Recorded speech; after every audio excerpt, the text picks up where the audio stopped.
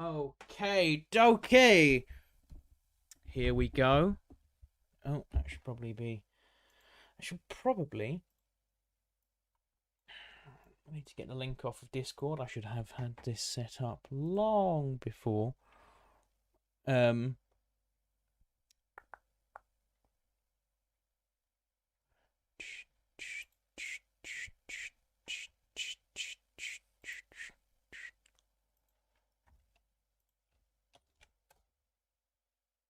Here we go.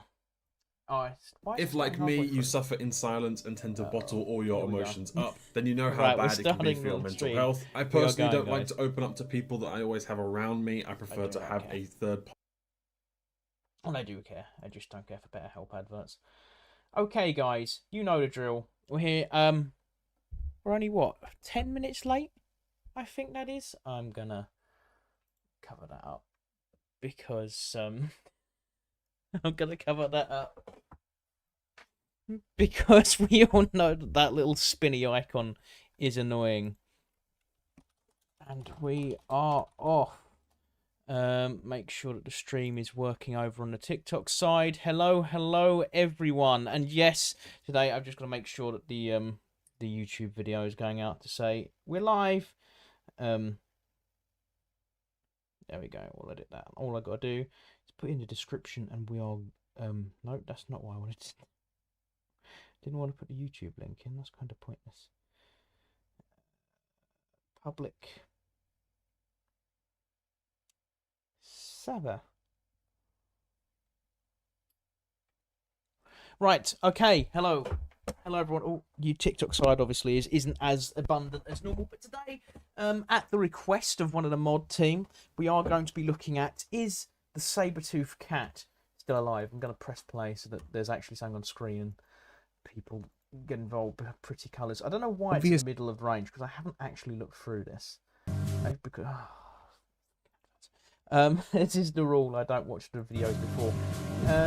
Let's mute because I don't want Google to get free advertising. But yeah, so thank you to everyone over on YouTube side and on TikTok side. Make sure you share the live as always. That's the best way to push it through the algorithm.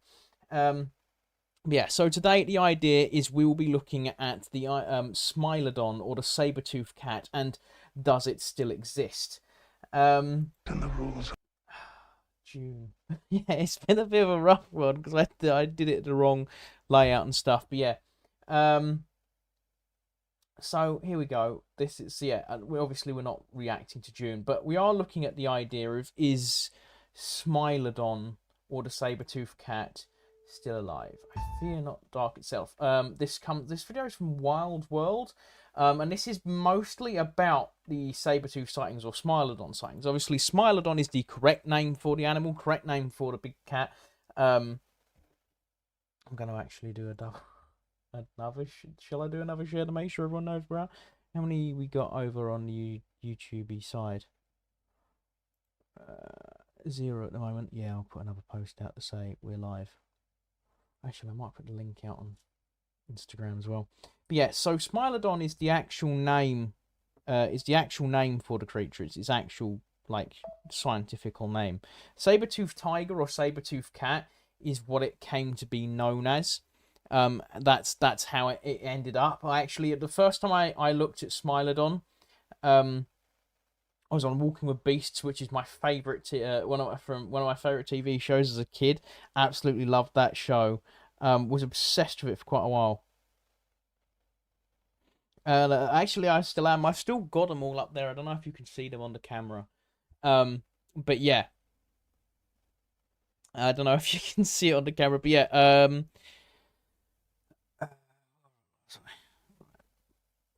Why have you not got... hang on. Caption's not appearing up on there. Sure. No. Right, okay. We need to delete a load of stuff on here. That's annoying. That's probably why it's not being shared out then. The issue with Instagram is when you post stuff, if it doesn't like the amount of like hashtags you have, it will just not put a caption. It won't tell you you've done anything wrong, but it will just not post them, which is aggressively annoying. Yeah, we're gonna add that to the story with the with the link to push people to come on, because no one's coming on today, which is annoying. How's TikTok looking? We've got one person over on TikTok. Yeah, the TikTok lives never really pick off as much. Right, okay. There we go. Live. And then come say hi. Oh, no, not in block caps.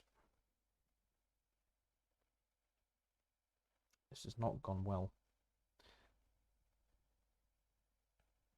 There we go. Right, that's all shared. Right, yes, okay. So, back to the drawing board. So, yeah, obviously, Smilodon is one of the most famous of the ancient megafauna. And megafauna was what roamed the Earth just before or just after the fall of the last ice age. The fall of the last ice age? Or during the last ice age, should I say. And during the last ice age, you had stuff like woolly mammoth, terror birds. I don't know the scientific name for terror birds, but Smilodon was, was the big monster, the big bad guy. I was really obsessed with Smilodon. Smilodon was like my mammalian T-Rex, if I'm brutally honest. Hang on, I've got wires everywhere that I need to organise.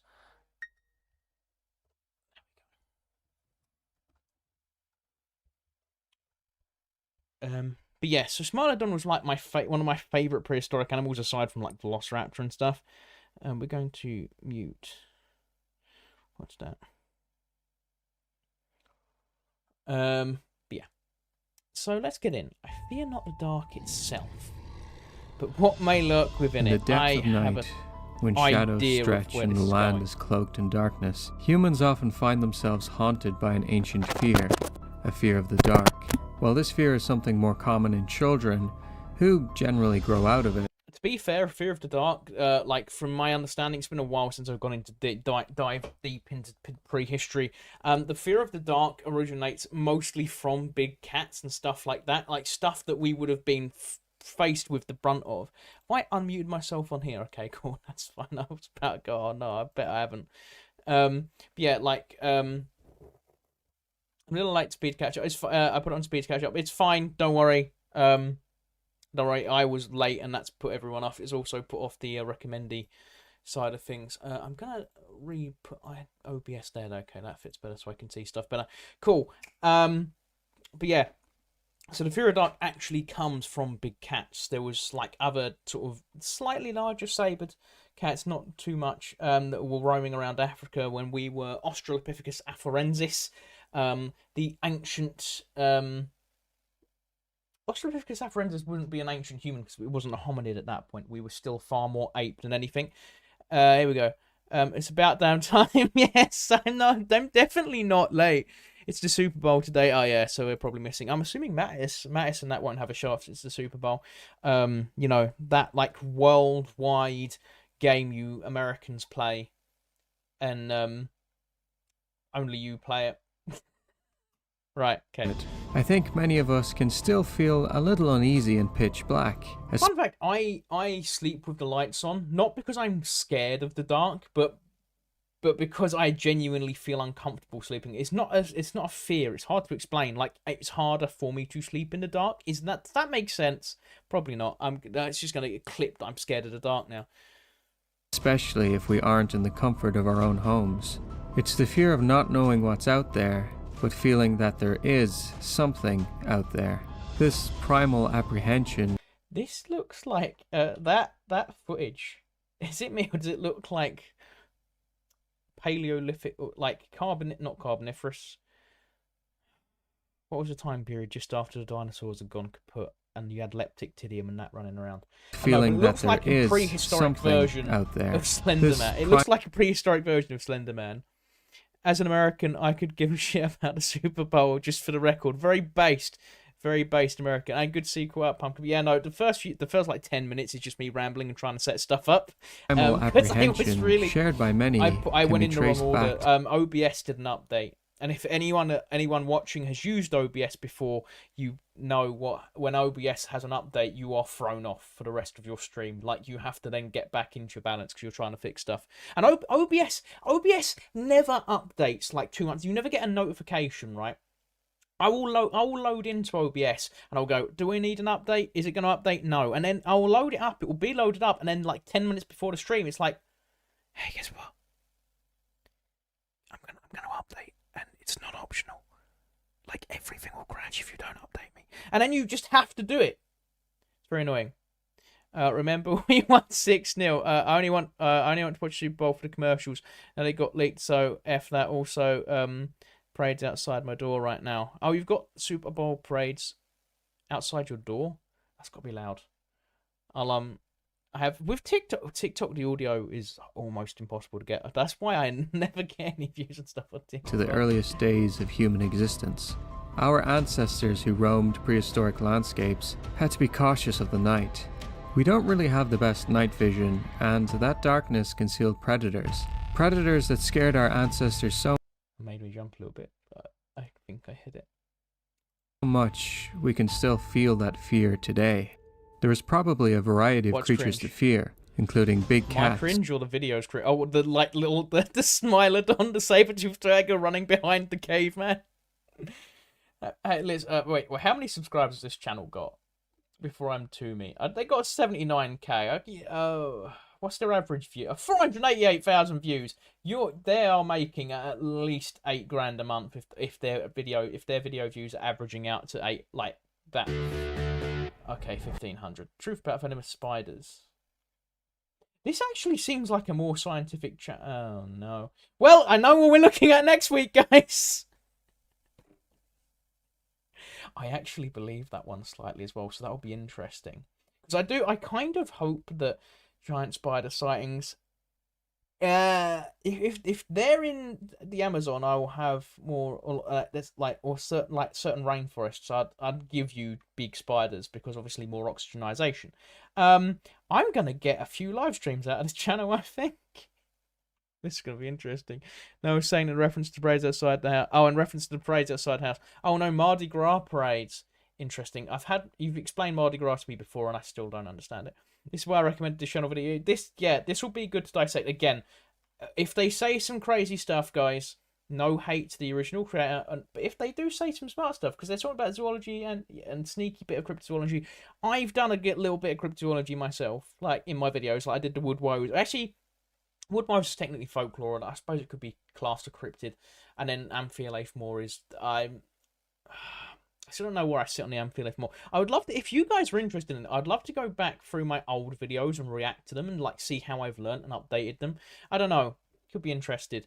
I watched the Spider-Man video and mentioned Bear Louisiana. I see nothing like that Spider one. Yeah, I wouldn't... to be fair, Louisiana's a former French colony. I don't know. You don't know what they did there. You don't know what they could have left behind. We could be going down a rabbit hole of like extinct animals, I think. With big teeth. Not just humans and saber-toothed cats lived together as recently as 10,000 years ago.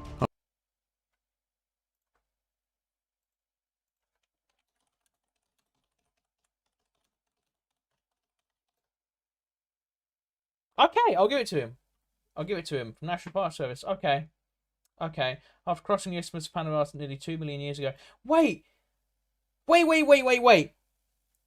I had assumed they went extinct long ago. I'm assuming the North American and the larger South American popular, both North American series, went extinct roughly 10,000 years ago. I thought they went extinct a lot longer. A lot further back in time. That's interesting. So the first human civilization, I can't remember which.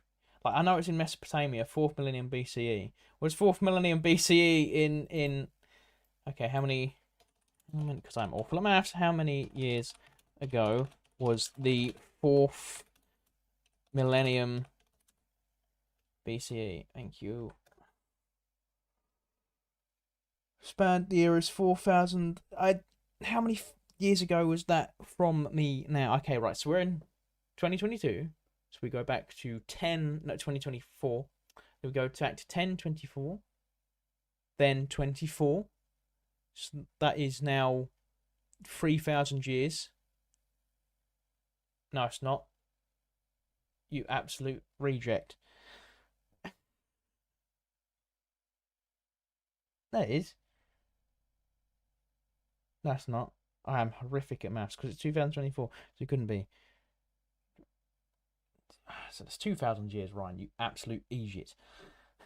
It's the simplest maths. Nobody clip me being horrific at maths.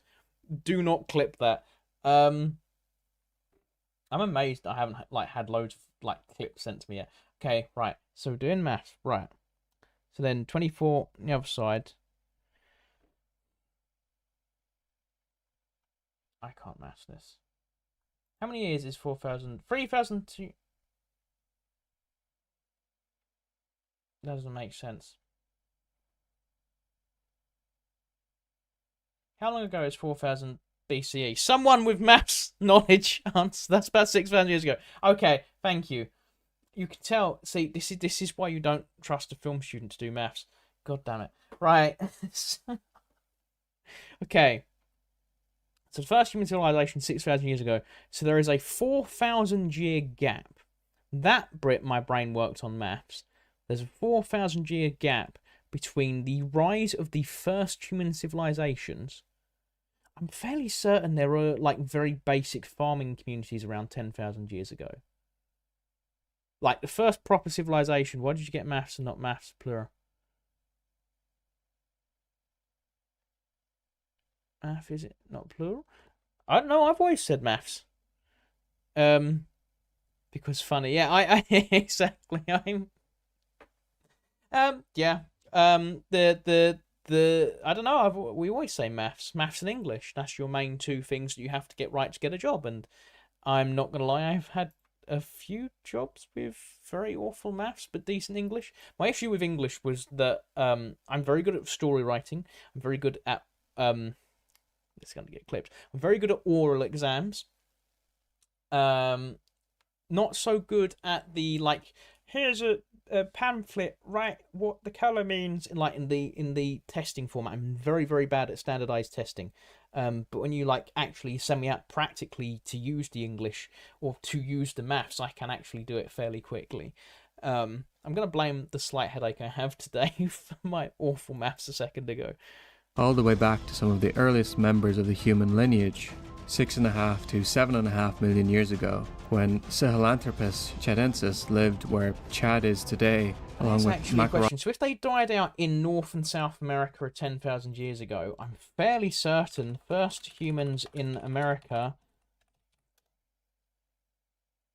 the Clovis people, the first human beings, I'm fairly certain, I was speaking to Aidan Mattis about this, and he's actually done a couple of videos on it, that the Clovis people may be, there may be a culture earlier than the Clovis people, a bit like how, the Celtic populations have always assumed they were on the British Isles first, and then you have the Beaker people, and there may be another population group the Beaker people ousted on the British Isles. So 13,005, so there were people running around against the Smilodon.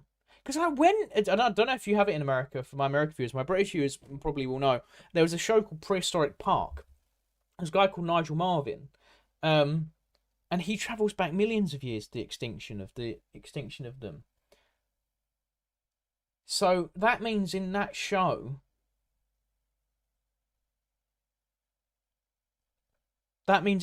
he could have... I can't do that joke.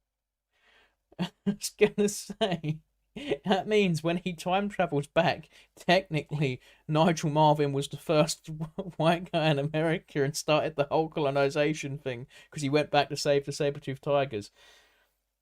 So sell that to your vegan friends. That's not even as bad. In my YouTube video, I'm a bit more risky. It's because I've got TikTok on the other side, and TikTok's very upset. I've actually been more risky with my jokes recently, especially in the videos. There is 2 videos I'm working on currently. It's just getting the time around work and stuff. Yeah, because I went for a year where I was doing 2 videos a month, and that's very unfeasible at the moment. But Brought us Caber, a saber-tooth that rivaled the biggest tigers of today. Even though saber-toothed tigers were with us for most of our history as a species, it is widely accepted. fun fact, they're not actually tigers. They're more closely related to, I believe, jaguars, which is why he's got that jaguar pattern. But they like Smilodon wasn't a part of the tiger lineage of big cat. Did that today they are all extinct. However, before we begin the video today, a big thank you to... It's a lion with CGI. That's a lion with CGI Sabretooth. Oh no! He was doing so well. He sounded so scientific. To all my patrons for supporting the channel. He was doing so well, Chad. Okay, why are we in Chad? I do not own my American home. big cat. My children are unwed. We have nothing. In 1969, a big game hunter named Christian Noel and his tracker were in the Enedi Plateau, a mountainous region in northeast Chad, when they heard a loud bellowing sound. So wait. So if term condition, yeah. See, the issue with TikTok term conditions is you say the slightly wrong thing out of line. But on my YouTube videos, I'm a lot more free because I know that So with a live stream, YouTube right now is going through everything constantly. If I step out of line and I say the wrong thing, same thing. TikTok's doing a similar thing. It's just got a harsher system. But with the videos, you can get away with it as long as it's after, I believe it's 15 or 30 seconds into the video. You can say a bit more risque stuff. I will normally still say stuff like the Austrian painter or unalive just to get past the filters because they don't want negativity to push away the advertisers. And so obviously slightly more risque jokes, like you have to be careful. Like I jokingly said, oh, when Labour gets in, they'll end free speech and stuff like that. Or oh, you know, simple jokes like because communism or because of the French or stuff like that. So you can get away with more risque stuff, but then like if you want to actually get into darker and darker humour, you have to use it more subjective, suggestible humour. So like I just go. So if there's a bit in history that's a bit sus, you know, Dankula's very good at this. He'll be talking about I believe the Jonestown video where he went in and he looked. There was like some very clearly anti-Semitic meanings. So the joke was just like, what did he mean by this? Like it's very very good. Like you have to be very careful with what you do on YouTube, because YouTube is not free speech, and Elon Musk wants to be the next, you know, big everything app, but X is nowhere near there, and also sounds like a porn site. Which I feel like he did because he thought it was funny, because the guy, he's the richest man in the world. What do I know? I'm clearly wrong. The tracker who was terrified. But yeah, sorry, my actual point. So they're in Africa, Chad, to be specific, which is a brilliant name for a country. Would this not be a completely separate species of saber-tooth cat? Like completely separate. Explained to Christian that the sound came from a mountain tiger, an animal described as being larger than a lion with huge saber-like canines. After hearing the roar on the mountain and being understandably a little spooked, the tracker told Christian of a time he had seen one of the tigers back in 1940 when he and his father had shot. Whenever I get like stories of tigers or indigenous people speaking to people not from the local landscape, and they're always like, yes, I saw the big ape man, yes, I saw the tiger, yes, I saw the lion, like the special, oh, he had wings. I always remember what my dad said to me when I was a kid was like, how do we know half these stories aren't just people really, really... Smilodon is the genus, yes. There's because the South American and North American one, there's two Smilodons. There's one that was specifically North America, one that was South America. I believe the North American one was first, and it went down to South America, and then you have, obviously, separation of the gene pools. But how Smilodon got all the way to Africa, I don't know. That would require human intervention. I've got a smudge. You know when you get a smudge on the corner of your glass, it's very annoying. But I've completely lost my train of thought, so I'll just play the game. Play the game? Play the video. Shot a horse antelope before seeing it getting taken away by a mountain. What if it's just the indigenous trackers and stuff, and the people that live locally just sitting there and like, I'm just going to wind this guy up, man. He's hilarious. He ain't got a clue. I can say what I want and he'll believe me. Like, it'll be hilarious if it's just that's where the folklore comes from. Tiger. To quote what Christian wrote himself, to convince me, they took me to a rock shelter cave where, According to them, there was a mountain tiger about 30 years ago. We were in 1970. My first tracker, Jamé, affirmed to have seen it with his father during a hunting party in these hills of Malay. He and his father had managed to kill a horse antelope, 300 kilos, so about 660 pounds, and at the time of the skinning, a mountain tiger had emerged from the bush to seize the trophy and had won without apparent effort, in front of both terrified and dumbfounded hunters who had not asked for their rest and had returned empty-handed to the village. Christian, who was probably eager to figure out what kind of animal the mountain tiger was, showed some trackers' colored drawings of different cats: tigers, ocelots, cheetahs, snow leopards, cougars, and Smilodon, and they, quote, without any hesitation, refer to the Smilodon as their mountain tiger. He also said that they are excellent hunters for big cats. They have great visual acuity, as well as an extraordinary sense of observation for everything that concerns the wildlife of the bush. My issue is that all of those descriptors are lions. Like, I know they pointed out the Smilodon with the big teeth. I mean, it wouldn't be hard for another species of big cat to get saber teeth or saber-like teeth, or, you know, just bigger teeth in general. Like, what's the term? There's a specific type of evolution. It's not convergent evolution. It might be convergent evolution, where, like, you see the exact same things appear on, like, two sides of the planet. So yeah, it wouldn't be impossible, but again, all of those descriptors are like lions, so maybe a subspecies of lion or something. They therefore cannot confuse two types of wild animals. According to accounts of various tribes, the tiger is usually larger than a lion with reddish fur and white stripes. It has a short or no tail and very large front canines. It is also said to have short, dog-like ears. Why does he look so scared? Why does he look so scared? Why is it not like about to die scared? Like, I've just been caught, you know, like taking a dump, or I shouldn't be. The animals allegedly like to keep away from scavengers due to their slow eating habits and prefer to live in the mountains, sometimes in caves. As lions used to exist in the area until 1940, the mountain tigers may have adapted to mountain terrain to avoid competition. It's been theorized that the animals would fill the ecological niche of a bear. Now, we can go back a little further to find some earlier accounts of some saber-toothed cats from what is now South Sudan and Uganda in 1959. This account comes from the book... It is interesting. I just had a therapy session earlier, so I need a little decompress. That's my top tip for after therapy. There's a European one. Les filons... Okay, let's have a look. All species of Smilodon.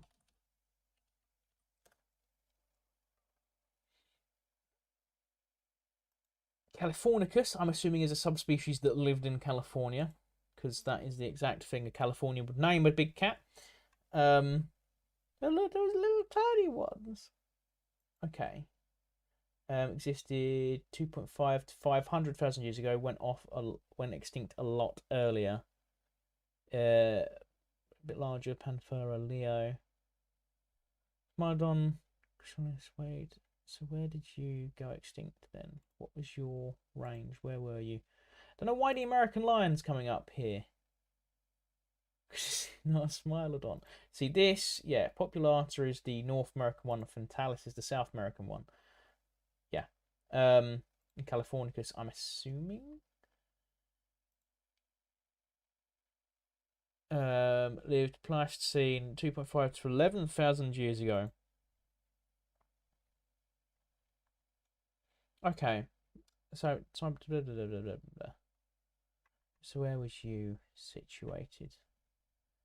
Naming California, naming California state. So that was specifically lived in the area of California, so didn't have quite as wide a range. So taxonomy, evolution. Here we go. Felidae. Yeah, because that's cats. Spicelon, Populatus. So where is that one? Gracilatus. Where is that one specifically? You've got North American one, you've got a South American one. So where's Smaller species in size of a jaguar, similar to its predecessor. Where did you roam, though? Where did you roam? Where did you exist? Where? Okay, North and South America again. So yeah, they're only showing up as North and South American. Encore inconnu d'Afrique. So how is there so many? How are we in Africa again looking? I'm not disputing that these sightings are here. I'm just saying it's very interesting that the American continent overall, right? Like North and South tectonic plates. You know what I mean? Like the North and South America overall had Smilodon, so it's interesting how Still Unknown Felines of Africa by Bernard Whaleman. As many cryptid fans may know, Mr. Whalemans is considered one of, if not the, father of cryptozoology. In his book, he records an account from J.K. Jackson. Some workers from the Akoli Hills reported seeing an unknown creature. Some laborers working high in the Akoli Hills, clearing fire lines, came to me with a tale of having seen a large animal, bigger than a lion and very broad. Its head was large, with a pointed muzzle, and a black mouth with long canine teeth. The general colour was brownish. All I'm gonna say, right, and I'm not poo-pooing the story. Lion roaring. Right. Blackmouth.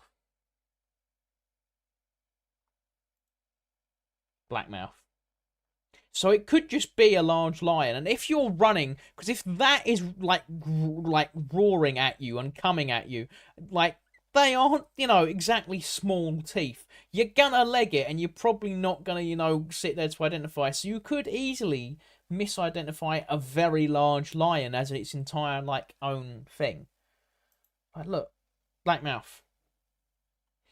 And that looks like a female, like a lioness, looks a lot more like I would depict with a Smilodon, just bigger teeth. If that makes sense.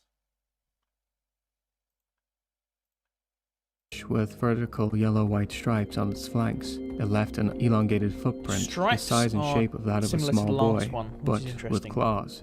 The beast was quite unknown to them, and they were very scared about it. Now, while some attribute this to a saber-tooth due to the long canine teeth, some aspects of the description don't really match up just right. The pointed muzzle doesn't really sound particularly feline, and in fact, it seems that Jackson came to a different conclusion altogether. He thought it was a Nandi bear, a different cryptid altogether. When Jackson conveyed this information to Inspector of Hunts at Torit, Major Anderson, what's a Nandi Anderson bear? Told him, like most Nandi bears, it was probably an aberrant spotted hyena, and I guess Jackson agreed. But there are more accounts from Chad. In the book, Mystery Cats of the World Revisited by Dr. Carl Schuker. Okay, I gotta look up what a Nandi bear is now. What is a Nandi bear? Nandi bear, East African folklore. Nandi bear is a creature said to live in East Africa. Probably why it's in East African folklore then. So a Nandi bear is just a roided out hyena. It's just a roided out hyena then, basically. So what? I love it when you get cryptozoologists. Why are they always obsessed with the bottom jaw splitting off in two? Because it holds no evolutionary because the bite is really destroyed. The biting force of that creature is eviscerated. Yeah,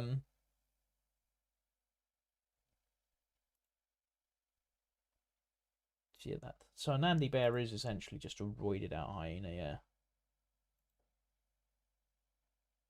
I think that's an Indricophore that they've got there, which is an interesting hypothesis. Right. He writes of an account published in a travelogue called Travers l'Afrique Francaise, or Across French Africa, by Lieutenant Colonel André J.V. Just a quick side note, many of the original sources are going to be written in French, as they come from former French and Belgian French-speaking colonies in sub-Saharan Africa. So Apologies for my pronunciation. Anyway, in this log, there is a creature in Chad's Owada district called Yasau, a big feline that resembles a bear and is plantigrade, walks on the soles of its feet. Felines, however, generally are digigrade. Their heels don't touch the ground. An interesting distinction, and Dr. Shuker points this out in his book, even saying, there was once a most unusual type of cat whose hind feet were at least partially plantigrade. This was Homotherium, the scimitar cat, which happens to have been a saber-tooth. Coincidence? Interesting point. However, this book was published in 2020, and a paper titled Behavior of Homotherium. So what we're learning today, folks, is that my knowledge of prehistoric animals is horrifically underdeveloped, considering I thought I had a fairly good grasp of it. The idea that there's more saber-tooth cats outside of the Smilodon genus is very interesting, which obviously adds a lot more credibility to this whole thing. Again, I'm not really poo-pooing it. It's just a few sparse sightings at the moment, and one of them may have just been this Nandi bear thing, which may just be a hyena. So I'm skeptical. I was kind of hoping we were going to be looking at Smilodon, to be honest. In Light of Modern African Big Cats by Maricusio Anton in April 2020 seems to suggest that Homotherium was a proper digigrade, so it's hard to say. There also isn't an account of the feline having the saber-like teeth in Dr. Shuker's retelling. I would like to get my hands on the original, but it costs hundreds of dollars and has only been published in French. I imagine Dr. Shuker would have noted the description of teeth if they were there. There is also a variety of mountain tiger that is said to be maned, a melanistic variety that is mostly nocturnal, the Hagel or Hagel. In the book Mysterious Creatures, A Guide to Cryptozoology by Eberhard George M., according to an anthropologist, Jean-Francois Vincent, the Hagel is said to be larger than a lion, but like a lion it has a mane. The tail, however, is much shorter, and of course it has So it's a Sith lion. He's just drawn a Sith lion. Very long fangs, which apparently make it difficult for the animal to open its mouth. Due to this, the Hagel is said to only tackle small prey and to eat very slowly. It is Why the Hagel? Why does big teeth make it difficult for it to open its mouth? Surely closing it would be more difficult, wouldn't it? Logically? I don't know. There's very few offspring and apparently lives in layers in the mountains near Temke. Now, multiple people told Vincent that they had seen the Hagel. They said, quote, "We are scared when we meet him because of his great size, and yet he is less dangerous than a lion because of the time he takes to open his mouth," which is an interesting piece of information. It takes a long time to open its mouth. In the 19th century, paleontologists... So that suggests, much like crocodiles, if you're ever attacked by a crocodile, I mean, I could be wrong about this, like you clamp down over their mouth, the muscles that open their jaws are so weak that it doesn't take much to stop them, because the muscles that shut the jaws are incredibly strong. So you have to sort of, it's weighing up between the two. So it's very, very, very easy to like avoid being eaten by a crocodile in that manner. So I'm assuming if its mouth takes a while to open, it suggests weaker jaw muscles in opening the jaw and stronger muscles in shutting the jaw. Like Richard Owen and Edward Drinker Cope, suggested that Smilodon used those big teeth to cut through the tough and often armored hides of giant sloths and huge armadillos. However, it seems that saber teeth on Smilodon were somewhat fragile. Specimens of Smilodon from the La Brea Asphalt and other sites bear broken fangs.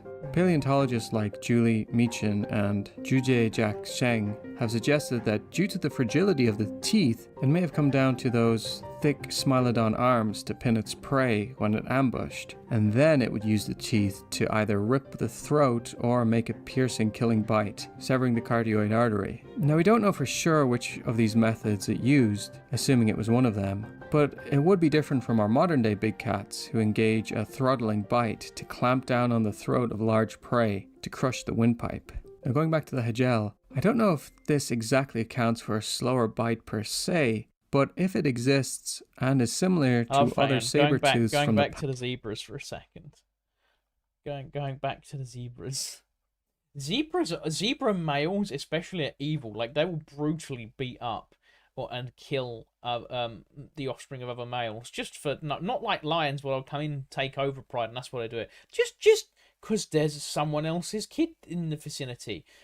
Like zebras are evil when you dive into them, and that would explain why the lions are given the wide berth. Now going back to the Hagel, I don't know if this exactly accounts for a slower bite per se, but if it exists and is similar to other saber-tooths from the past, it would have to be a lot more methodical with its bite. Perhaps that means it would have to be slower? However, wouldn't that also mean it would need to rely on ambushing its prey and having the ability to pin them down with incredible strength? Two things that I would imagine would make this predatory animal pretty... It makes sense if it's got to bring down, if it's got to, like, if it's an ambush hunter like we expect or suspect Smilodon was, then that would make more sense.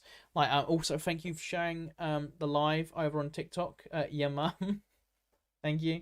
And also, guys that are sharing the live over on YouTube as well, thank you very much for that.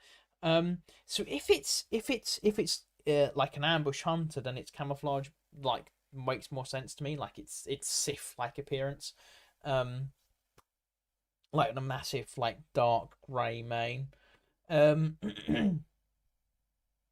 Yeah, I don't know. It's definitely a subspecies of lion, whatever it is. Like this saber-toothed cat in Africa, but I don't know about this slow-moving jaw. Like, I could see that being misinterpreted if it was cautious to bite because it didn't want to break its front teeth, and that was being misinterpreted as a slow-moving bite. That makes more sense to me. I think he's trying to use the sensitive or very fragile saber teeth as an excuse for the piece of folklore where it opens its mouth slowly, whereas I would say if this creature is real, it would be a piece of misidentification on the person's side, that it's not actually opening its mouth slowly or attacking slowly, it's just being a lot more cautious. Terrifying. Returning again to Mr. Hwebelmann's The Still Unknown Felines of Africa, he speculates that these mountain tigers had taken to the montane habitat again to avoid competition with big cats. That said, there are other accounts of saber-toothed cats in other areas of Chad and the Ciaor, such as the lower wetlands.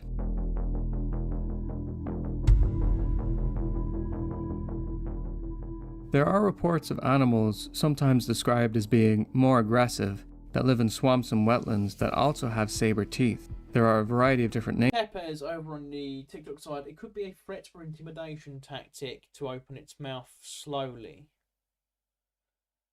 True, that would make sense. Sort of like how baboons will flare their teeth at you when they're scared or they're trying to push you back in battle. Yeah, they have little animal wars. That makes sense to me. To be fair, that makes sense. I'm still gonna go with the cautious approach, especially if the idea that they're moving up into the mountains, or I'm guessing we're about to see water. If they're moving up into the mountains to avoid confrontation with lions. Did I really get filtered about talking about monkeys? Probably YouTube. If you wanna comment a bit more freely, I definitely recommend going over to the YouTube chat. That helps me get my watch hours up, anyways. But yeah, like so, I definitely lean over to the side of it being a caution thing, trying not to shatter the teeth, because I do remember learning about that when I was into Walking with Beasts as a kid.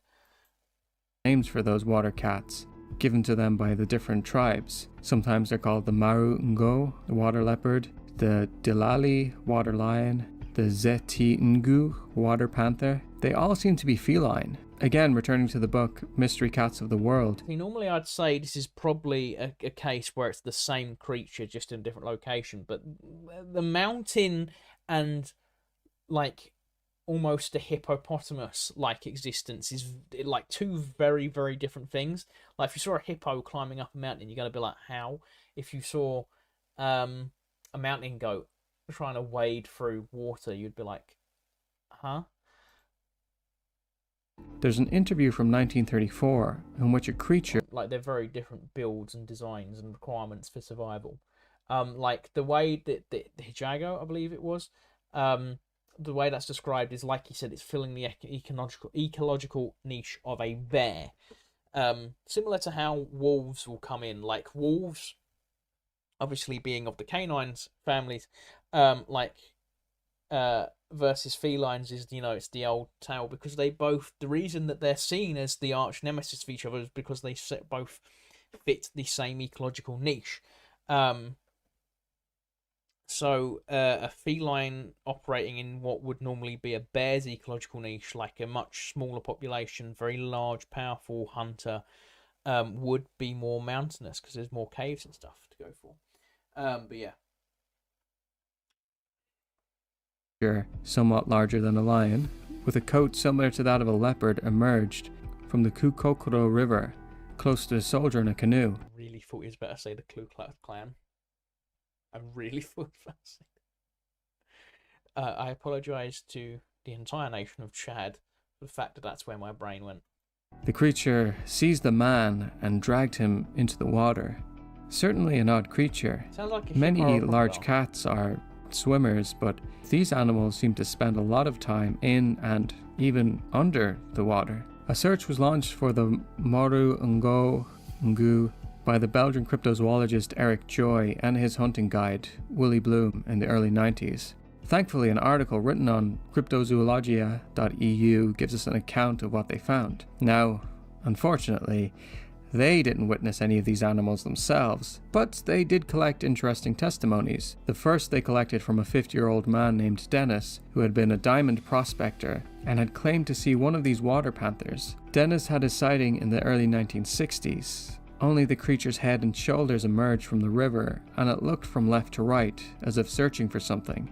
Dennis had a sighting in the early 1960s. Okay, so it's not the Only the creature's head and shoulders emerged from the river, and it looked from left to right, as if searching for something.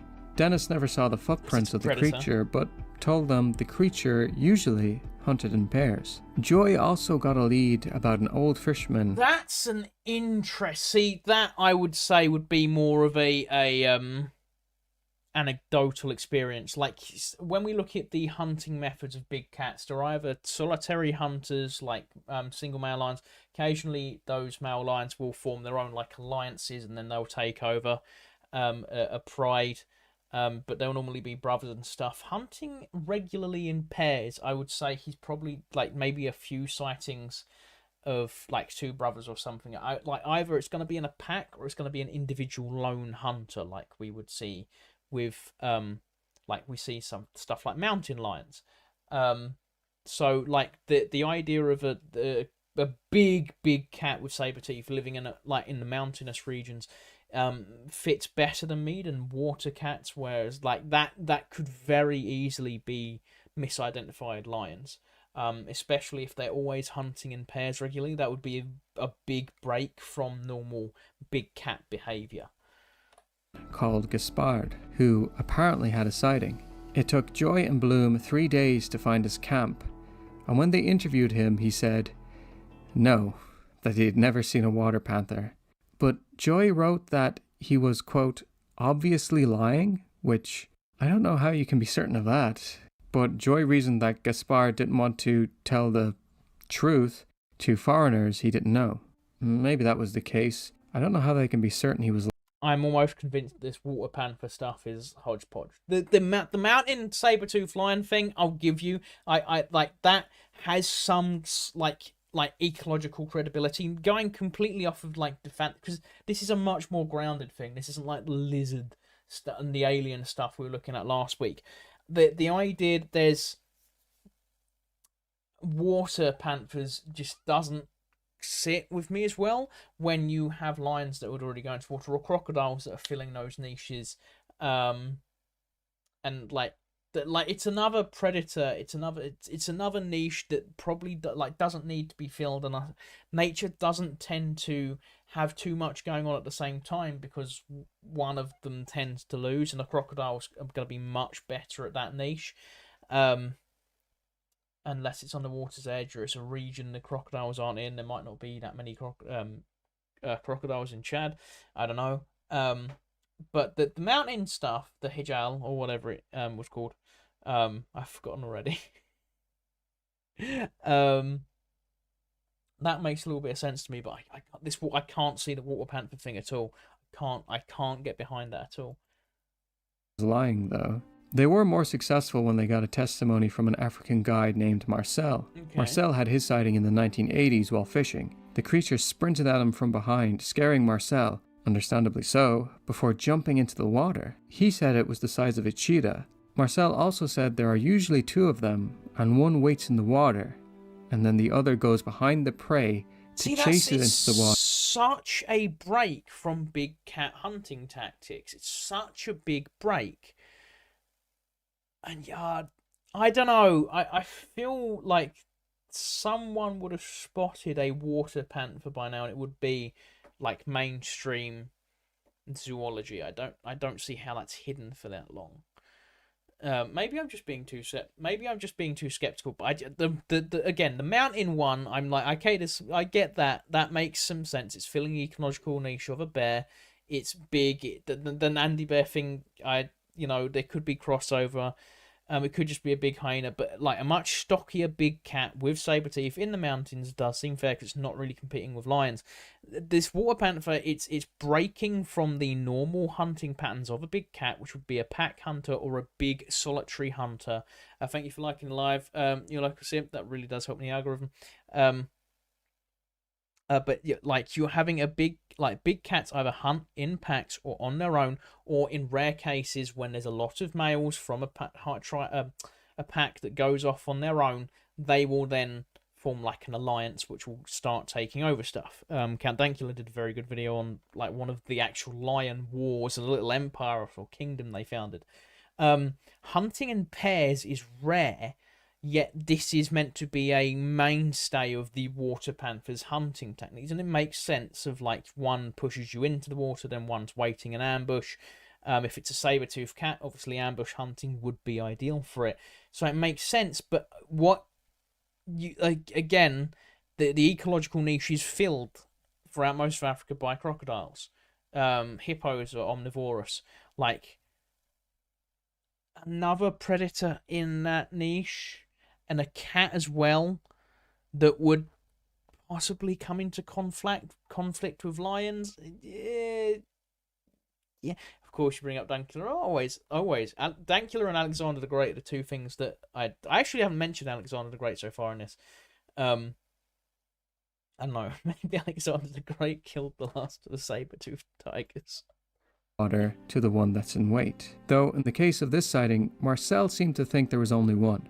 Joy showed him an image of a royal... Also, the biggest issue with all of these sightings of water panthers is they're made by Frenchmen or Belgians. It's basically the same thing. You can all get mad at me in the comments over that. Cheetah, but Marcel said the water panther was a different animal. And I'm then... joking, by the way, I'm joking before I get cancelled. The 2 men had another lead, a native hunter who had a strange skin. Joy had to return home to Belgium, but Bloom stayed on and was able to get a photo of the skin. Examining the photo... What do they mean by that? What do they mean by that? Joy identified it as belonging to the African golden cat. So, could the golden cat be our water panther? Well, it's a lot smaller than what they're proposing. Possibility. Now, I probably should mention there's a variety of different explanations for what the creature could be. The Moro-ngo is sort of an all-encompassing word. Sometimes it can translate to be an otter-like insectivore. Yes, I know he's saying Moro-ngo. I'm saying water panther because I've got no hope in hell of trying to pronounce Moro-ngo. Which is why the running joke in all of my actual regular videos is I can't pronounce a lot of the words of the creatures I'm saying. Or even the people and cities I'm saying. Alexander the Great killed saber-tooths to get breakfast. This is a fact check by me. Snopes.com. Joy claims that this doesn't really match up with the accounts. The golden cat, on the other hand, is a little closer to the description. It even has large prominent canines. Not only that, but Mr. Whaleman actually had a similar idea. And in a letter he sent to Joy... I was imagining I want a big cat. That makes more sense. But again, smaller cats tend to be solitary hunters. Like lynx and stuff. Or the domesticated house cat before they domesticated us.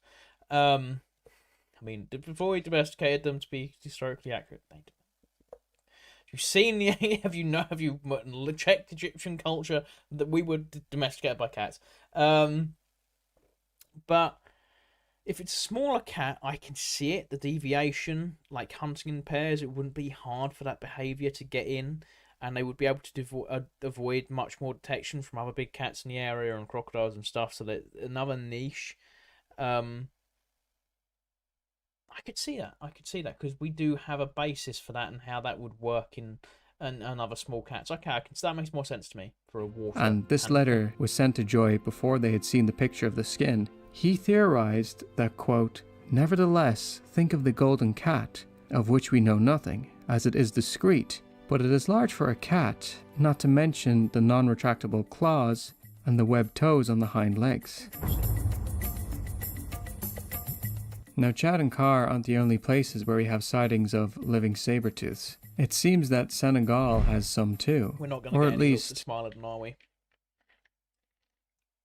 We're not going to South America at all. I'm so upset. Smilodon's the naturalist my favourite Owen Burnham cat. spent most of his youth there. And the peculiar thing is that hunters in the Casamance area, which is in South Senegal, see that there used to be a large species of cat that they called the Wanjilanko. It was described as being striped, having very large teeth, and was so formidable it could kill a lot of these, like the large teeth and the stripes, they're all describing tigers, which is very ironic given that Sabretooth Tiger is seen as a very out-of-date term for saber-toothed cat.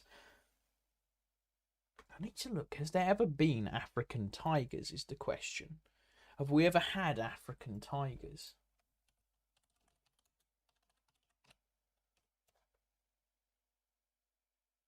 Why there are no African tigers? Why are there no African tigers? A to Z animals.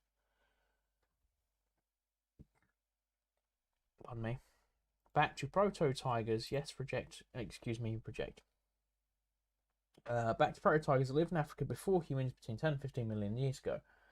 Some of these cats travelled into Asia around here and evolved into tigers. If you're interested in animals, you might have noticed there are no tigers in Africa. Here we will find out why. Tigers are so known are the tigers in Africa? You've just answered that question. Around 2 million years ago,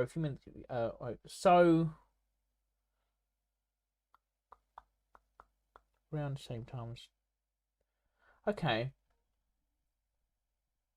So a similar evolutionary, could be a common ancestor with tigers. I doubt it's actual tigers, but there is a stripy though theme. It is said to be extinct now. It does seem big cats have struggled in Senegal. The area may have had thousands of lions in the 18th century. There are now only estimated to be about 20. That's and sad. Even the few that are left are often killed when they ventured out of the national park and attack livestock.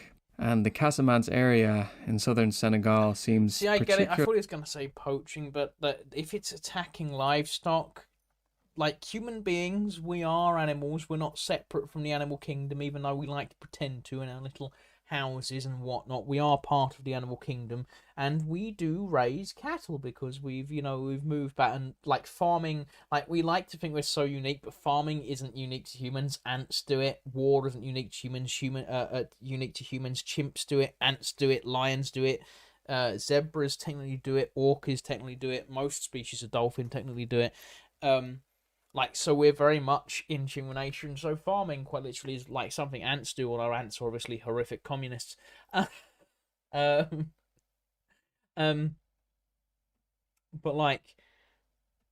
protecting your livestock is something very, very instinctual, and it's your survival depends on it. So killing lions is a way to ensure your survival. So it's not really there's going to be a lot of environmentalists get upset when I say this, but protecting your livestock is important to your survival and your family survival. The only thing that makes us human is cooking. Yes, there's a hypothesis that eating cooked food allowed our brains to grow a lot bigger because our stomachs could get smaller because cooked food is easier to digest for us. Certain species, I believe they tested on snakes, and the snake... the snake had an easier time digesting the food. Obviously, if you're using less energy... Because your brain, uses a lot of calories.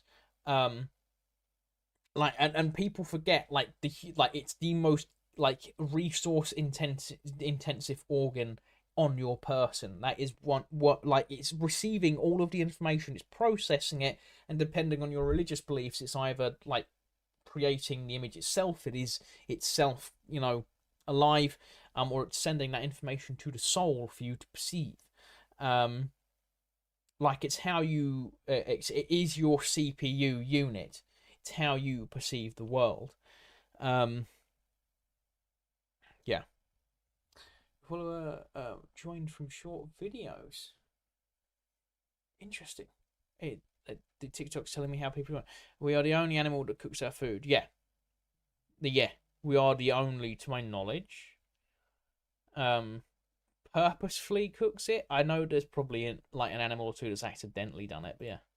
Particularly at risk, according to the CIA. Yeah, anyways, back to my point. Like, protecting your livestock is completely understandable. It's going to upset a lot of environmentalists, but the survival of you and your family will come first, because that is a natural reactionary process. It's why mums can lift cars off of children. It's why dads can run into burning fires to save children, and like, you know, it's why parents will like sacrifice themselves to save their children or family pets. Is because you have a protective, nurturing instinct and a biological need to protect your genetic line, which is entirely natural. So I get it's sad that lions being pushed out because humans.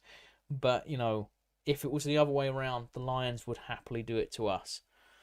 Oh, yeah, YouTube recommend lives on YouTube Shorts. Interesting. World Factbook. Pressing problems exist with diminishing wildlife populations, which are threatened by poaching, deforestation, overgrazing, soil erosion, desertification, and overfishing. Tree cover in Casamance is severely threatened by illegal logging, too. So, if there was if they're building homes, fine. But illegal logging tells me that slight over deforestation, which is obviously very, very bad. It's what's happening. You know, Bolsonaro, the former Brazilian president, quite famously, definitely didn't burn down the Brazilian his portion of the Amazon rainforest. He definitely didn't do that. But also he allegedly did. If I get sued, in Minecraft. Species of saber-tooth there in the last few hundred years, it's easy to see how it may have become extinct. So, could saber-tooth tigers have survived in some regions on the African continent? Well, maybe. Here's the interesting thing. It's not just Africa.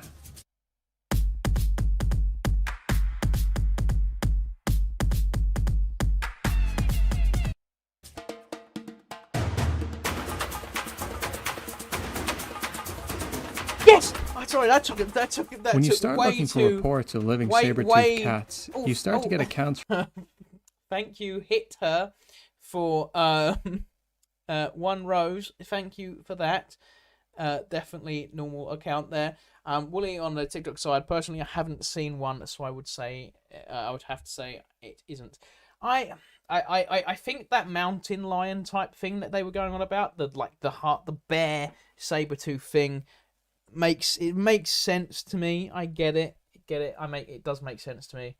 But yeah, South America, Smilodon. Let's go. From Come around on, the world. Smilodon sightings. If we jump across the Atlantic, we have reports of the tigre dontero, or tapir-eating tiger, in the cloud forests of Venezuela, Colombia, Ecuador, and Peru. This animal is around the size of a jaguar, sometimes a little smaller, with brown fur, a short tail, and of course, large fangs. Reported sightings go back to at least the 60s. There was a man named Peter Matheson, who was an American novelist, naturalist, I need more recent sightings. Smilodon's still alive. Wilderness writer, and former CIA agent. He authored many books. I can't escape. America, what is it with your poxy government agencies? I cannot escape the CIA. Every single time, every single video we've done where I'm debunking it or I'm just looking into it or not, right? The CIA show up. Is there anything the CIA isn't trying to get into?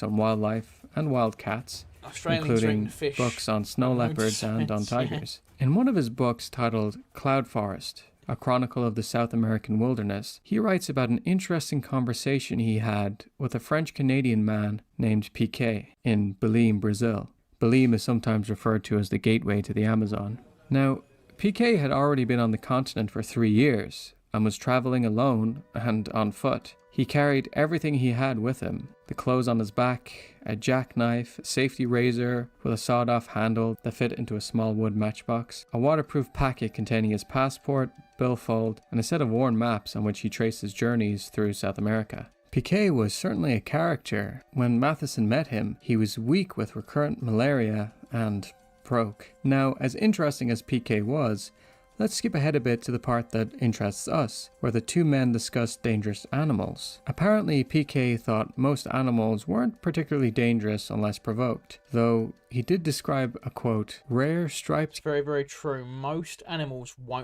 don't like attacking humans, aside from polar bears. Polar bears are the only species that actively hunt us. Most species will try and avoid us, because we are the most terrifying thing.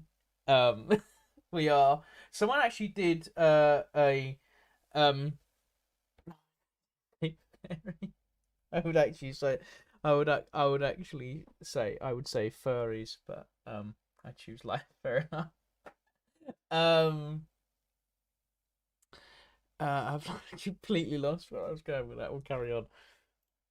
Cat, not quite so large as a jaguar and very timid, which possessed of 2 very large protruding teeth. This animal, he said, occurs in the mountain jungles of Colombia and Ecuador, and he glimpsed it once himself. So what did naturalist Peter Matheson make of this? Well, he wrote, let's suppose I exulted that the Sabretooth Tiger, like the cougar, had long ago established itself here in a smaller subspecies, and thus survived the Ice Age extinction of its... That would be the most likely way Smilodon's surviving, because Smilodon was going extinct at a rapid rate of knots. Its habitat was disappearing. This was before humans were coming in and building cities and civilizations. So, this is a roasting stick for marshmallows. We got roasting marshmallows and gave up, and I still have the stick, but now I'm just using it as a pointing thing. But like, so if it's doing anything, it's surviving as a subspecies. It's not gonna be the big cat sort of thing. It's gonna be something like, you know, like he says, a cougar. It would be nice to see it as a big cat, but I don't think there's any hope of that, just because the Ice Age megafauna is kaput. So it'll probably be a smaller evolutionary sidestep than main line. North American ancestor. What are the llama, vicuna, and the guanaco after all, but living descendants of cameloid animals, which became extinct on the northern continent? For one wild moment, propped up by my own zoological jargon, I teetered on the brink of a great discovery. I believe Piquet was sincere in his account, however, mistaken. Now, in the 1970s, apparently a large felid weighing 160 pounds, so about 73 kilos, was shot in Paraguay, and this was around 1975. The cat was referred to as a mutant jaguar. However, supposedly, a zoologist named Juan Acavar examined the corpse and discovered the animal... Teenage Mutant Ninja Jaguar, Teenage Mutant Ninja Jaguar... had fangs that were 12 inches long, or 30 centimeters. And apparently, this biologist suggested that... Ladies, remember, those teeth are abnormally large. It's a very key point that the saber-tooth has abnormally large teeth. So those 12-inch teeth are abnormally large and very rare and should not be the normal expectation. The creature may have been a Smilodon. According to the story, though, the authorities went with the mutant jaguar explanation as to not... So wait. The Teenage Mutant Ninja Jaguars was the more logical explanation than it might be a subspecies of Smilodon. I fine for this one. It's definitely not because I want it to be, and it's because I'm thinking scientifically. But I'm sorry, the subspecies Smilodon makes more sense than the Teenage Mutant Ninja Jaguars. Although it would be a really good TV show. Alarmed the locals? Hey, Palworld can do it.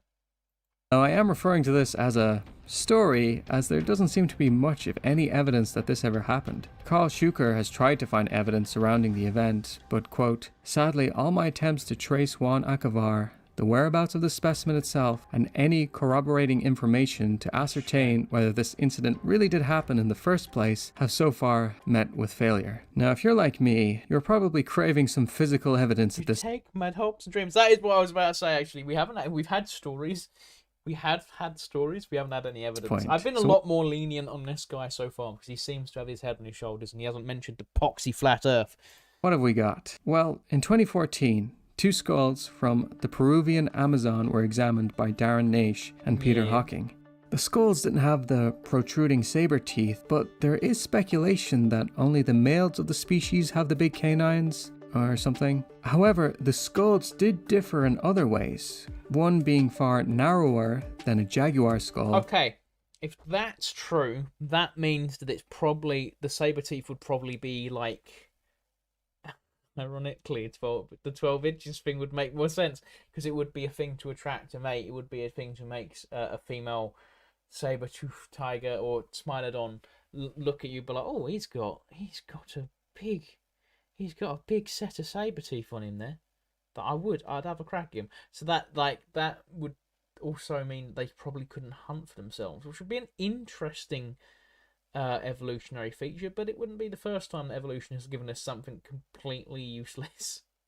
It also kind of makes the Smilodon a bit more boring if it's just like, because there was a hypothesis that Stegosaurus, its plates would fill with like blood to scare off predators, and I'm like, that's cool. And then like, maybe it was just to reproduce, and I'm like, that's a bit boring.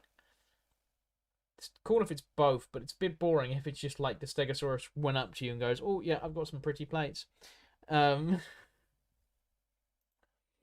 the other much more robust. So, what did the studies reveal? Well, in the paper, Mystery Big Cats and the Peruvian Amazon Morphometrics Solve a Cryptozoological Mystery, it states, we took 36 cranial and 13 mandibular measurements and added them to a database incorporating nearly 300 specimens of over 30 felid species.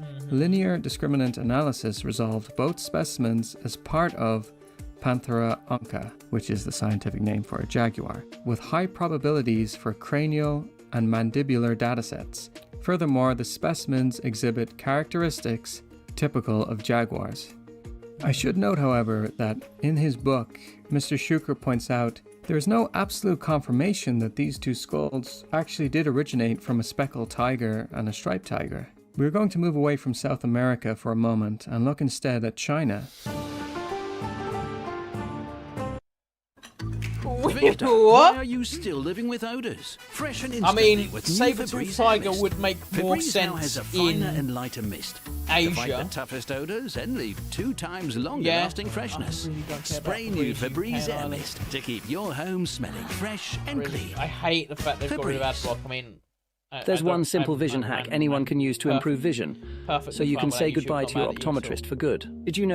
Yeah, no, I'm not going to stick spoons in my face, Mr. YouTube advert. Thank you very much. Specifically the Shennonguao Forestry District and the Huping Mountains, where they have accounts of saber-toothed cats. But yeah, no, so it's interesting that we're visiting West Taiwan for this section of the video.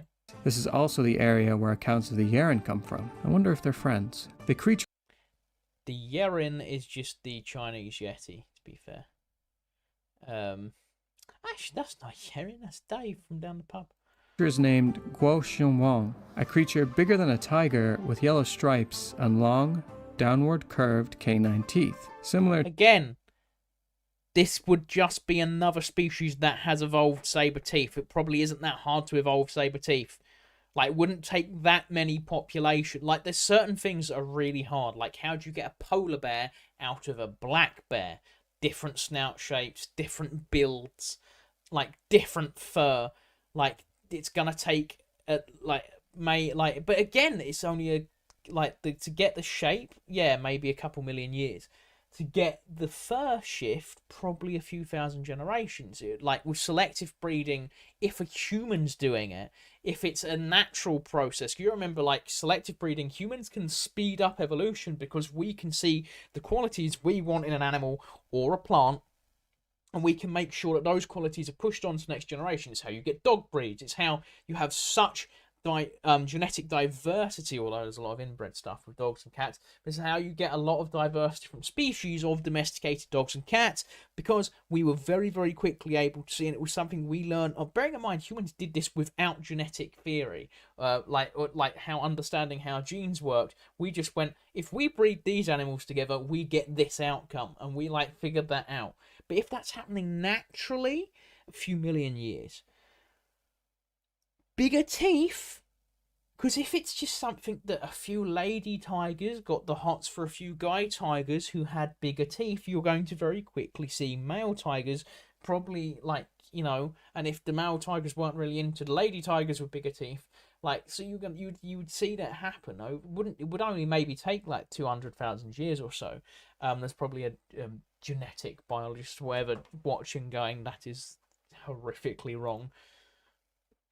To the Tigre d'Antero, some of the first recorded reports of the Guo seem to come from the 1960s. Another parallel is that there are reports of some being shot and killed, but the remains were either lost or destroyed. It's theorized as being a subspecies of Siberian tiger, with an odd adaptation, I guess. Or Siberian tigers are very, very close to extinction, by the way. They're also, my childhood, my favourite big cats, living big cats, tigers, specifically the Siberian tiger. So yeah, support the causes that help the Siberian tiger, guys. Dinofelis cristata, though Dinofelis cristata was more leopard-sized than tiger-sized. And finally, even the United States and Mexico have had sightings. Specifically northern Mexico up to Arizona and New Mexico. In 1913, a museum curator named Joe Taylor stated that 2 saber-toothed cats were shot by U.S. cavalrymen in Arizona. There's also a pretty wild story from 1920. I really wish you'd stop playing. I really wish you'd stop playing that big cat animation, that saber-tooth animation. 29 of a Bronco businessman, Colonel R.B. Pearson. Again, we are 21 minutes in. We've had some good stories and some plausible. A couple of them have been plausible. The only thing we're missing is any physical evidence. Any physical evidence. Who apparently drove around with a saber-toothed cat caged up in the back of his truck. The creature was described as being 800 pounds, looks like a combination of a tiger, lion, and cougar, growls like all of them together, has claws like a cat, stripes like a tiger, a square snout, shaggy hair, and tusks in its mouth. Pearson claimed that he fed it a calf every couple of days. So where did he get this creature? Well, he claimed that he and 6 other men captured it southwest of Mexico City in 1928, and that the animal had already killed several. I should do Megalodon next. These videos, I'll probably look into this as well for my own video. I actually just got a message through from another content creator saying I should look into the Macaulay Mbembe. Macaulay Mbembe will probably get its own dedicated video from me, because I am looking into, thank you also, Meridan, for sharing the live on TikTok. I am looking into doing videos. The next video, so I've got Historic Cinema coming up, then I've got a video on the Selkies, so we'll see when I've finished on Selkies where I go from there. I might start researching something once the Selkies filmed and all that. I've not got much more to research and film, and Historic Cinema just needs to be edited. It's just been finding the time. And that Historic Cinema will be another big one, so will the Selkie video probably.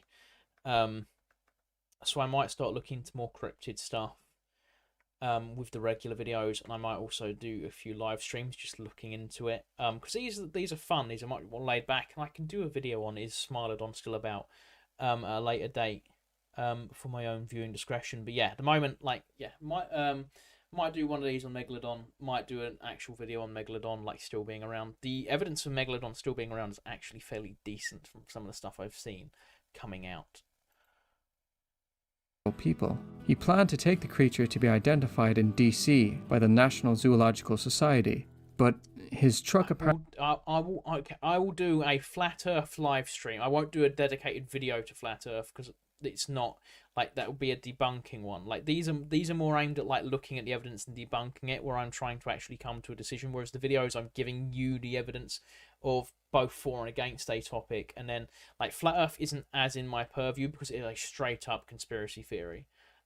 Whereas stuff like this fits more in. I could do a video on it. Like I could probably do a video on Graham Hancock stuff, but I would have to sit down and proper research it, and I really would need to be hammering this in full time with an editor. Which the current status is like a couple years away. But yeah. Apparently overturned in Iowa, and the animal escaped, at which point Pearson claimed his pet resembled a gorilla and was not dangerous. What? Many people think this story was a hoax. We have more accounts though. In 1946, a man named Jerry Padilla claimed to have a deceased relative who had seen a saber-toothed cat on a remote mountain road in northern New Mexico during the night. More recently, in 1994, there was a report of a saber-toothed cat from northern Mexico from the habitat, like, it's not really grassland, but it's close to what I would expect a Smilodon habitat to look like. Mr. Roberto Gutierrez.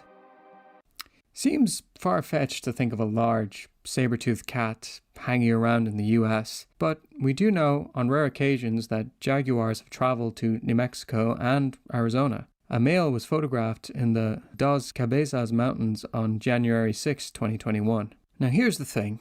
I think it's good to be skeptical, and I think there isn't much, if any, hard evidence to go on. But a little part of me is open to the possibility of some of these cats existing today. Because, well, for one, to put it bluntly, cats are sneaky as heck. Now, thousands of species are discovered every year, but when it comes to animals, the new discoveries are generally pretty small creatures. There are some exceptions like the Saula in 1992, and that's reasonably big. But usually if you go through the lists, you get things like small fish, frogs, arachnids, insects, etc. But if there are any large creatures that can remain undiscovered... My argument against this, and especially when I was really deep into cryptozoology and all that stuff, my argument against this is any big animals, especially anything more sentient, like if there's another species of human like Neanderthals running around, or like even like Bigfoot, Sasquatch, Woodwose, Yeren Yeti, like anything with any degree of intelligence is going to avoid humans like crazy, because we've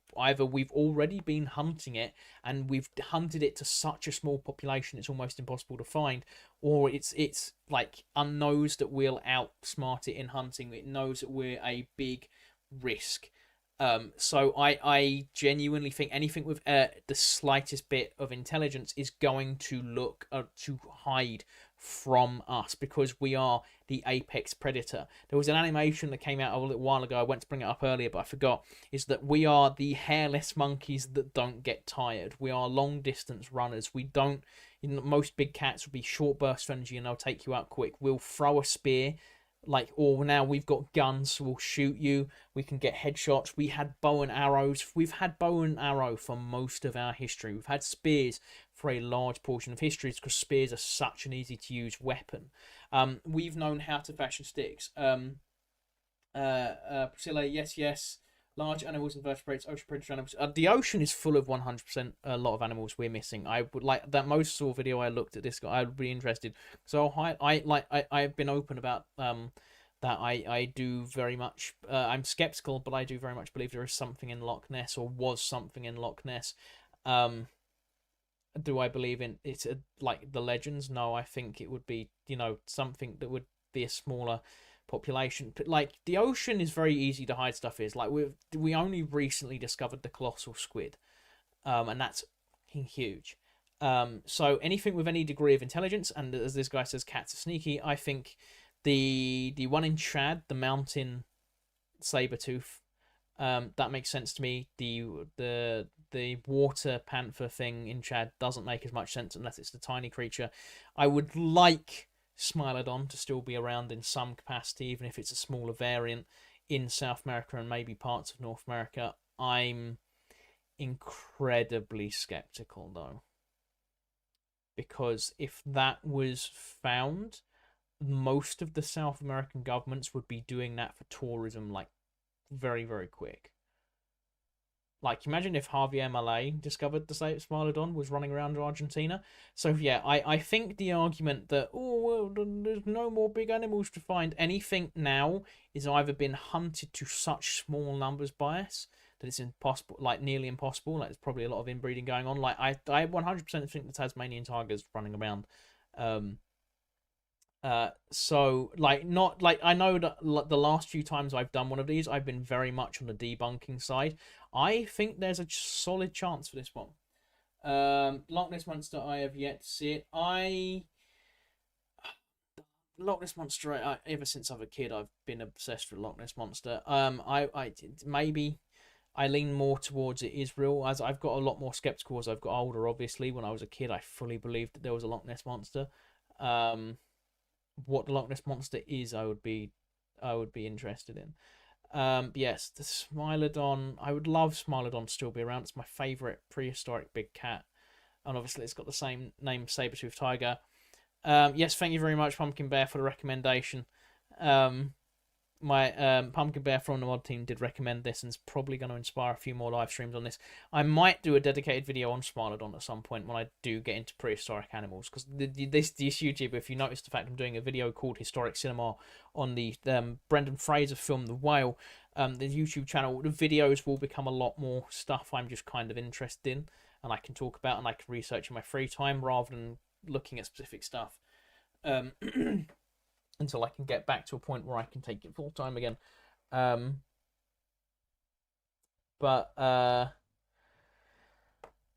I would like Smilodon to still be around. I don't know. I don't see it. I think South America's... I don't know. We still have but it would be competing with the jaguar. I don't know. It's gotta be cats, right? Cats are champions at remaining undetected. In 2017, sand kittens were photographed for the first time in their wild African range. The Iriomote cat that is adorable.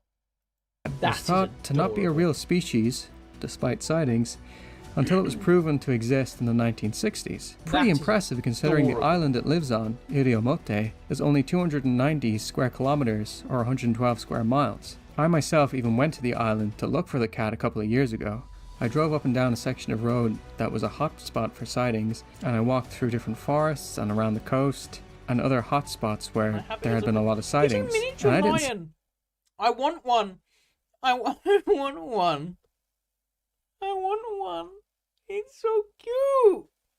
It's like a little baby lion, but it's not gonna eat my face. That is so cute. It's just a little squished lion. Also, I saw it flashed up. It deleted. Imagine if we found a Smilodon. If it's in Appalachia. If it's gonna be in anywhere, it's gonna be in Appalachia. 100%. Appalachia is like the Scotland of America.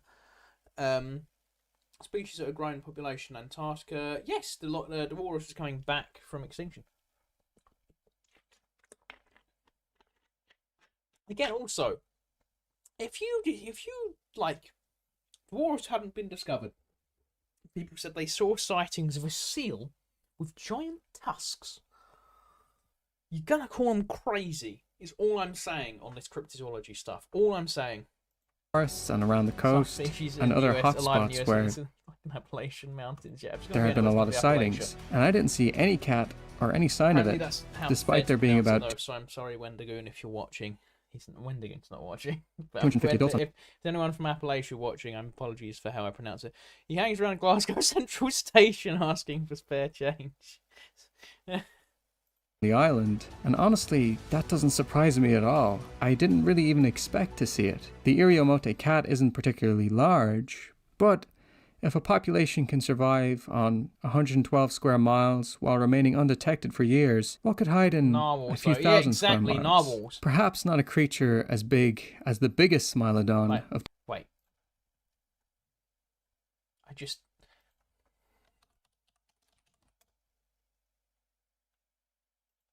If someone described that, if someone said, this is a thing I've seen, it is a dolphin with a spear on its face, You are going to call them crazy. All I am saying, like, it looks so random. It looks like they super glued a spear to its face. Actually, that one looks a bit more phallic. It's a dolphin with a spear evolutionarily glued to its face. If someone told me they had seen that and I had never heard of narwhals before, I would think they had lost it. So, all I'm saying is, I'm not saying run around thinking that every cryptid is real. I'm saying be open to questioning. And I'm saying here that I do think that mountain one in Africa that they were talking about makes sense. It makes sense for its niche. And it also calls me out for being very judgmental of the water panther stuff. The issue is the South American stories are very too far. Is it a tooth? It's not a horn, it's a tooth. That makes even less sense. This shit makes jackalope look... The jackalope, I think, is hilarious. I think is one of the best American... I know the jackalope is definitely not real, but I wish it was. For anyone watching that doesn't know what a jackalope is... It's a jackalope. The hell is that? This could be some kind of fungal disease. But yeah, that's jackalope. It's a rabbit with horns. Jackalope. It's literally it. It's brilliant. Jackalope's brilliant. Times past, just because it's speculated they went extinct. Also, Middle Ages, as well as the Renaissance, could be wrong. Narwhal tusk was harvested and installed in black market as unicorn horns. Yes. Prey going extinct, so it might be difficult for them to survive today, but perhaps smaller Smilodons could survive. But then, even if there are undiscovered cats, would they really have saber teeth? Well, to be fair, in some accounts, I didn't really get the sense that they definitely did have saber teeth, just because some descriptions were a bit vague. I mean, having big teeth doesn't necessarily mean saber tooth. Like, you might describe a lion or a tiger as having big teeth, and they do have big teeth, but they're not saber tooth. That said, though, at the same time, I don't see why not. Saber teeth have evolved many times. Look at how beautiful he is, or she is. Sorry for assuming your gender, Mr. Tiger, Mrs. Tiger, Lady Tiger. Look how beautiful. That's why the tiger is my favourite living one. I relate to the swordfish. Narwhals aren't related to swordfish because swordfish are fish and narwhals are dolphins. So like one's a male and one a mammal and one's a fish. But swordfish, again, another absolutely wacky piece of evolution. But look at how beautiful. Look at the beautiful tigers are so stunning. And one tried to eat my brother once at a zoo. That's not even a joke. Well, if that cage had have buckled, yeah. Times in the animal kingdom, from proto-mammals, even in herbivorous land animals and fish. In fact, it developed in nimrovids, they look like cats but weren't, and in barborophilids, which also weren't cats. And then we have the true saber-toothed cats, the Homotherium and Smilodon. The thing is, saber teeth have evolved independently many times, and failing that, some mutations could create long, if not necessarily, saber teeth. I mean, we see it sometimes in domestic cats. Perhaps a random mutation that caused larger canines could be passed down in populations of these secretive cats. Now, to be clear, if we discovered Smilodon, or any species of saber-toothed cat, right, that still exists, how long before Americans have tried to breed it into a pocket version that's like a cute little kitten that they could put in handbags? I am still skeptical and cautious about claims, but at the same time, a little bit hopeful. In conclusion, let me leave you with this. Alan Turner, a paleontologist specializing in felines and mammals, and author of The Big Cats and Their Fossil Relatives, argues that extinctions do not happen randomly, nor are they caused by evolutionary failures to adapt, and believes that some animal groups have disappeared simply in response to relatively short-term circumstantial changes. He believes that saber-toothed felines, as well as other prehistoric species, could survive today if they were in a suitable environment. So what do you think? Will we find some saber-tooths still out there today? Thank you for watching this video. I hope you enjoyed it. There are a surprising amount of cryptid cats out there, with literal entire books written on the topic. Yeah. So let me know if there are any others you want me to cover. What was the name of that? Entire books written on the... Try the French one, because I can't read French. Mystery Cats of the World Revisited. I might have to look at that one. Topic. So let me know if there are any others you want me to cover. I highly recommend, if you're interested, to read the book Mystery Big Cats of the World by Dr. Carl Schuker. It's a great read. One more final thing before I go. I was thinking maybe once a month I could take some of the money from the channel and donate it to a wildlife-related cause. Maybe something that's sort of covered in the video. I don't want to steal the entirety of this man's what he's doing. Where it goes. So let me know if you like the idea. Okay. First of all, go subscribe to Wild World. It was his video that allowed this live stream to be a thing. I'm hoping I added enough commentary, and obviously, you know, if he comes along and says, take that down, I would, because it's his content. It's based off of. I discovered a jumping hobbit and jackal. I'm off. Okay, see you later. I hope you enjoyed the live. My final thoughts. I very much went over this a second ago. My final thoughts. The mountain one makes sense. I would like to see some more evidence other than there was one in this cave 30 years ago as a story from 1970. Water panther, yeah, if this not the big one, but if it's like a smaller creature, like a smaller cat, I can see it. Smilodon is still existing from like in parts of South America and maybe North America. Unlikely. I would like it though. I would like it. The Chinese one or the West Taiwanese one. Yeah, maybe. I haven't really heard of that one before today. So yeah, I was going into this. I was like, I'm either going to end up fully believing it or wanting to debunk it. But he's done what I do, and he's left it very open-ended, which is like a very good way of doing it to get your audience more involved, more engaged, more listening. I really want the Smilodon to still exist. I'm a massive fan of Smilodon. I've said it a lot through this live stream. I love Smilodon. Smilodon's absolutely amazing. But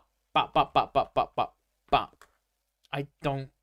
Like, especially not in North America. South America, maybe. It's very unlikely North America.